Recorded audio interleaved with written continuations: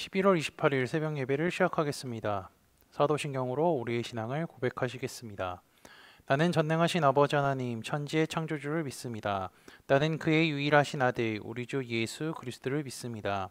그는 성령으로 잉태되어 동정녀 마리아에게 선하시고 본디오 빌라데에게 고난을 받아 십자가에 못 박혀 죽으시고 장사된 지 사흘 만에 죽은 자 가운데서 다시 살아나셨으며 하늘에 오르시어 전능하신 아버지 하나님 우편에 앉아 계시다가 거기로부터 살아있는 자와 죽은 자를 심판하러 오십니다. 나는 성령을 믿으며 거룩한 공교회와 성도의 교제와 죄를 용서받는 것과 몸의 부활과 영생을 믿습니다. 아멘. 다 함께 찬송가 302장 찬양하시겠습니다.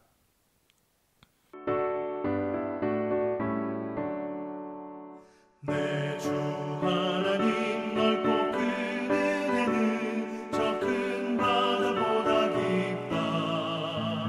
너보다 주를 길러 깊은 데로 저 한가운데 가보라. 언덕을 따라서 창가에 배 띄워 내 주 예수 은혜의 바다로 내 맘 건져가라. 왜 너 인생은 언제나 거기서 저 큰 바다 물결 보고 그 빛 모르는 깊은 바닷속을 한 번 헤아려 안보나.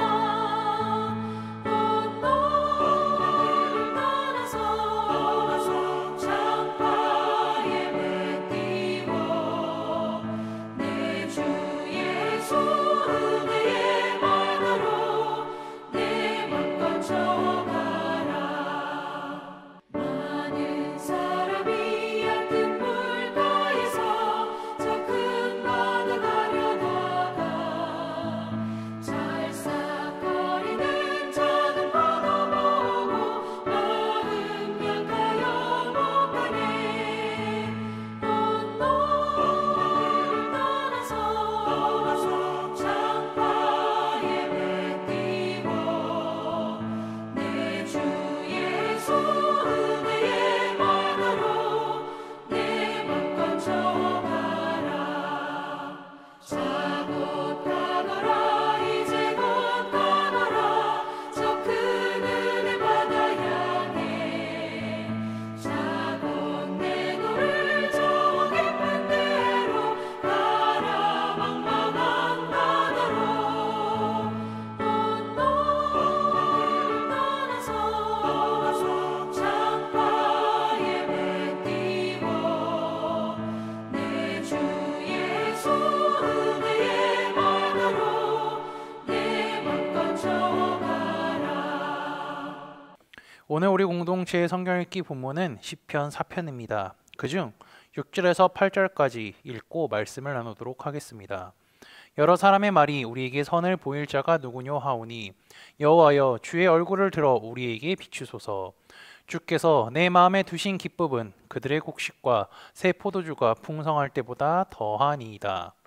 내가 평안히 눕고 자기도 하리니 나를 안전히 살게 하시는 이는 오직 여호와이시니이다. 아멘. 오늘은 우리가 시편 4편을 보도록 하겠습니다. 이것은요 신뢰시로 분류할 수가 있는데요, 이 신뢰시라는 것은 하나님께 대한 신뢰와 확신을 고백한 것입니다. 그리고 이제 4절과 8절에 보면, 4절을 보면 잠자리에 누워라는 표현이 있고요, 8절을 보면 눕고 자기도 할인이라는 표현으로 짐작해 보아서 이 시는요 저녁에 자기 전에 드려진 기도라고 볼 수 있습니다. 이 4편을요 나누면요 1절 하나, 그 다음에 2에서 5절, 그리고 6절에서 8절로 나눌 수가 있습니다. 1절은요 간구하는 것으로서 시인은 하나님을 향하여서 내 의의 하나님이라고 일컬으며 간구를 시작하는데요, 이 뜻은 하나님은 자신의 의로움을 지켜주시는 분이라는 뜻으로 2절을 보면 자신을 고발하는 사람들을 향하여서 자신을 영광과 바꿔 욕되게 하며 헛된 일을 좋아하고 거짓을 말하는 사람들이라고 표현합니다. 그래서 이 시인의 상태는요 현재 고발을 당한 상황인데, 그럼에도 불구하고 그는 스스로 의로운 삶을 살아왔다라고 생각하는 것 같습니다. 그래서 자신을 공경해서 구해주셨던 하나님을 상기하죠. 그리고 그 상황을 기억하면서 지금도 동일한 구원을 하나님께 이제 요청해서 하나님 나를 구해 주십시오 이야기하는 것입니다. 2절에서 5절은 이제 힘 있는 자를 향한 경고성 권면의 내용으로 시인을 고발한 사람들을 향하여서 시인이 이야기하는 거죠. 고발한 사람들은요, 그를 향하여서 영광을 바꿔서 욕되게 할 수 있고요, 헛된 일을 좋아하고 거짓이 진실이 되게 말할 수 있는, 세상적으로 볼 때는 능력 있고 힘 있는 사람들을 의미합니다. 시인은 그들을 향해서 이렇게 표현하죠. 인생들이라고 이야기를 하는데요, 이 뜻은 존귀한 자로요, 부유하고 힘 있는 사람들을 뜻하는 뜻입니다. 반면에 시인은 무고하지만 힘이 없는 사람이죠. 그래서 힘 있는 자들로부터 곤욕을 당하고 있습니다. 헛된 일을 좋아하는 힘 있는 자들은요, 거짓을 찾아서 시인의 명예를 실추시키는데 혈안이 되고 있습니다. 그들은 거짓으로 근거 없는 비난과 억울한 고소를 만들어내는 행위를 멈추지 않고 계속하고 있죠. 3절은 힘 있는 원수들에 대항하는 신의 무기가 나오는데요, 그 무기는 하나님에 대한 신앙입니다.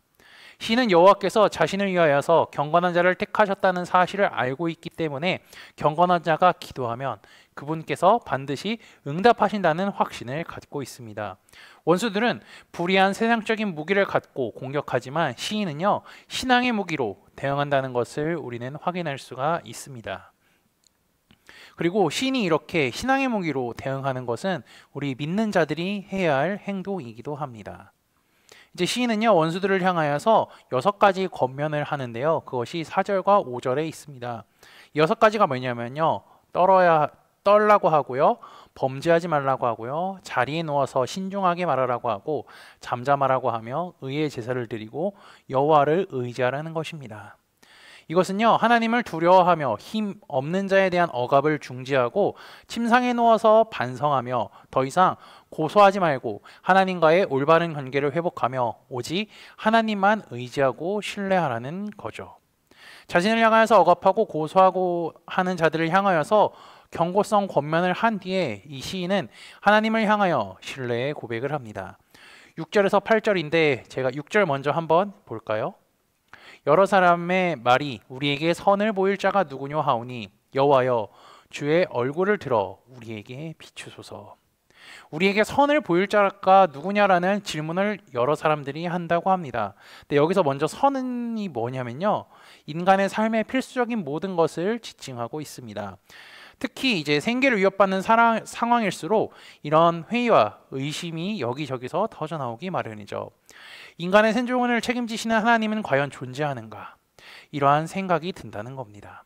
여러 사람들은 우리에게 선을 보일 자가 누구라고 질문을 한다 그랬죠. 이것은요, 성도가 어려움에 빠지게 될 때, 사람들이 어려움에 빠지게 될 때 그것을 보고 주변 사람들이 하는 질문과도 같다는 것입니다. 사람이 살다 보면요, 힘들고 어려운 상황에 처할 때가 많이 있습니다. 이것은 믿는 사람이든 믿지 않는 사람들이든 다 공통되게 적용되는 것 같습니다. 그런데 특히 신앙생활을 하는 사람들에게 삶의 고통과 어려움이 올 수 있죠. 올 수 있는데 그것이 한 번 왔다가 가는 것이 아니라 한 번, 두 번, 세 번 지속적으로 계속된다면요, 처음에는요 믿음으로 잘 이겨내고 버텨내다가도 계속되는 상황에 회의에 빠질 수도 있고요, 낙심하는 사람들도 많이 있다는 것을 우리는 신앙생활하면서 경험했고 우리가 경험했을 수도 있고 그런 사람들을 많이 보았을 것입니다.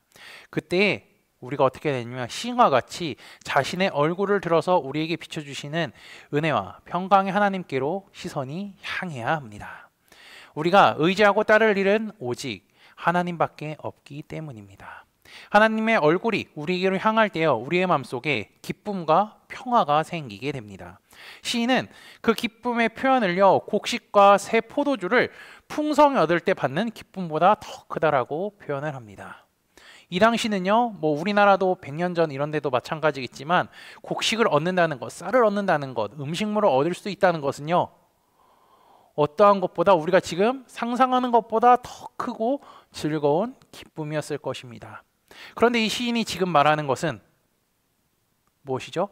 그 곡식과 포도주를 얻는 것보다 하나님께서 주시는 기쁨이 더 크다라고 합니다. 이 곡식과 포도주, 이것은 또 설명하면요, 하나님께서 주시는 축복의 표본으로 물질적인 부이자 세상적인 기쁨의 상징이라고 할 수 있는데, 시는 그것보다 하나님이 자기 마음에 주시는 기쁨이 더 크다라고 지금 확신하는 거죠. 내적인 마음의 상태가 외적인 물질보다 더 크고 중요하다는 것을 이 사람은 너무나 잘 알고 있습니다. 이 기쁨은 하나님을 믿고 의지하는 경건한 자에게 주어지는 선물로서 일시적인 기쁨이 아닌 누구도 빼앗을 수 없는 영구적인 기쁨입니다. 믿음의 형제자매 여러분, 하나님께서 우리에게 주시는 기쁨은요, 세상의 그 어떠한 것과도 비교할 수 없는 기쁨이고, 그것을 주시는 분이 우리 하나님이심을 잊지 않으시기를 주님의 이름으로 축복합니다. 시편 4편의 시작은요, 참 암울했습니다. 왜냐하면요, 시는 온갖 조롱, 거짓 소문, 위협 등을 퍼뜨리는 힘 있는 사람들 때문에 위험에 빠졌기 때문이죠. 그렇지만 하나님 안에서 누릴 수 있는 평안한 잠과 안전한 머무름에 대한 확신을 고백을 하면서요, 마지막을 마무리하고 있습니다. 한번 마지막 마무리를 어떻게 하는지 한번 볼까요? 내가 평안히 눕고 자기도 하리니 나를 안전히 살게 하시는 이는 오직 여호와이시니이다. 아멘. 우리에게 진정한 기쁨과 참된 평안은 무엇일까요? 그리고 그것을 누가 줄 수 있을까요? 시편 4편은 그것에 대한 명확한 해답을 알려주고 있습니다. 하나님은 우리 마음 깊숙한 곳에 솟아나는 샘물과 같은 기쁨을 주시는 분입니다. 물질적 축복은요, 우리의 영혼을 풍요롭게 할 수가 없습니다. 만약에 물질적 축복을 받는다면요, 한순간 행복하다라고 느낄 수는 있지만 그 감정은 오래가지 못합니다. 화요일에 성경 공부를 하시면서 담임 목사님께서 얼마가 있어야 진정한 부자일까요? 라는 질문을 들었던 것이 생각이 나시나요? 지금 당장 우리에게 100억이 있다면요, 우리는 부자라는 생각이 들 수 있을 겁니다. 하지만 진짜 나에게 100억이 딱 생긴다면 그때는 또 부자라고 생각하지 못하는 거죠. 그것이 바로 인간입니다. 물질적인 축복의 기쁨보다 소중한 것은요, 마음에 담긴 영적 기쁨입니다. 그 기쁨은 한순간에 그치지 않고 영원히 지속되기 때문입니다. 그래서 예수님은요, 요한복음에 이렇게 말씀하셨습니다. 평안을 너희에게 끼치노니 곧 나의 평안을 너희에게 주노라. 내가 너희에게 주는 것은 세상이 주는 것과 같지 아니하니라. 너희는 마음에 근심하지도 말고 두려워하지도 말라. 아멘. 주님이 주시는 평안은 세상이 주는 것과 같지 않습니다. 그것에서 우리에게 참된 평안과 기쁨을 주시는 주님을 굳게 믿으며 살아가는 코너스톤 믿음의 형제자매들이 되시기를 주님의 이름으로 축복합니다. 다 함께 찬송가 431장 찬양하시겠습니다.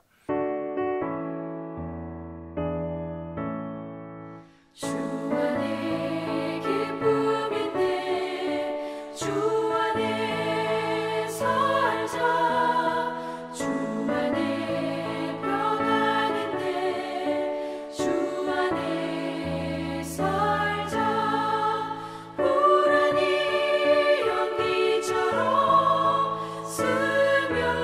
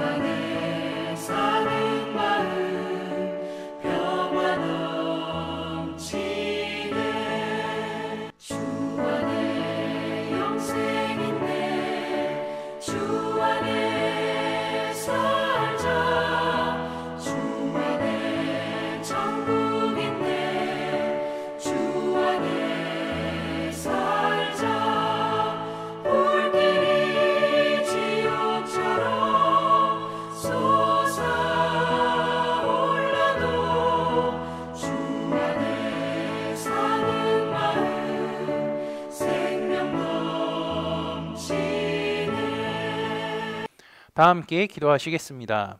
오늘 하루도 주님의 말씀으로 시작할 수 있게 하심에 감사합니다. 날은 추워지고 몸은 움츠러들지만 하나님께서 주시는 기쁨으로 충만한 하루가 되게 인도하여 주옵소서.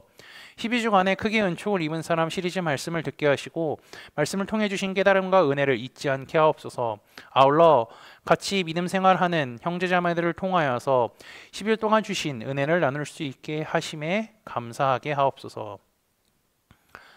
다니엘은 믿음의 변함이 없었을 뿐더러 삶이 성실하고 깨끗했음을 기억합니다. 그리고 무엇보다 그는 하나님을 향한 믿음이 변함이 없었고 하나님의 계획을 선지자를 통해 주님의 환상을 해석함으로 인하여서 들었습니다.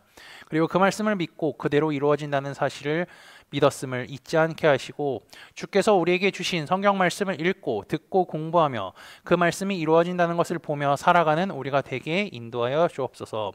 시편 4편을 통하여 진정한 기쁨과 행복을 주시는 분이 하나님이심을 깨닫게 하시니 감사합니다. 주님을 믿는 자들은 세상 속에서 환난과 고통에 처하지만 세상이 줄 수 없는 은혜와 평강을 주시는 하나님이 계시기에 오늘 하루도 주님 손 꼭 붙잡고 승리하며 살아가는 우리가 되게 인도하여 주옵소서. 예수 그리스도의 이름으로 기도합니다. 아멘. 이 시간 합심으로 기도할 제목들을 나눕니다. 먼저 형제 자매들의 고통을 위해 기도하시고 두 번째는 복음을 듣고 구원받는 사람이 많아지기를 위해 기도하시기 바랍니다. 그리고 교회를 이끌어 가시는 사랑하는 담임 목사님과 사역자들을 위해 기도해 주시기 바라며 오늘 진행되는 목회자 세미나를 위해 소그룹 원들을 위해 환호의 회복을 위해 각자 가지고 계신 기도의 제목들을 놓고 기도하시기를 바라며 오늘도 주 안에서 승리하십시오.